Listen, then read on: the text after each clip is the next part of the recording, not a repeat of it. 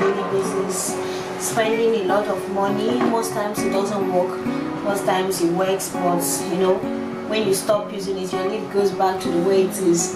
And then I'm beginning to wonder, what if I can teach you on how to make this pink lip balm.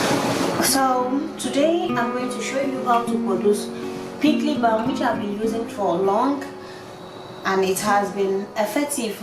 You know, my lip is actually dark, but since I started using this natural pink lip balm, it's been nice on me. So here I'm going to introduce the fruit.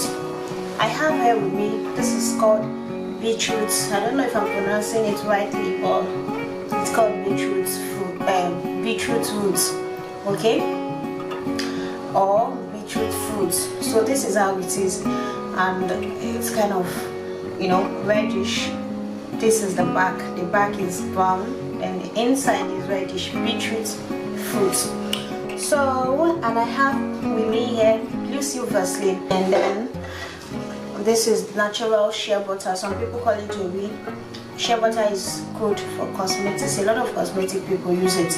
It's good for the skin. It helps to repair your skin, helps to moisturize your body, helps to make your lips soft. Same thing goes with blue silver Vaseline. Blue silver Vaseline is very nice. You can use this blue silk to keep your lips soft and succulent, you know. That's it. So this beetroot fruit, I'm going to peel the back and then blend it. This is extracted liquid from the beetroot fruit after blending it, okay? So I'm going to mix it up with a container because this is pink lip balm, right? Pour it like this. I wish I can show you properly. Then add some good amount of blue silver Vaseline into it. You can still melt it, then add a little bit shea butter and mix it thoroughly. Oh God. So this is the extracted water from the beetroot fruit, okay?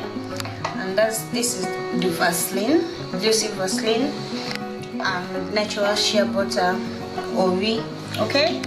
And these are the things I mix together to get this mixture here.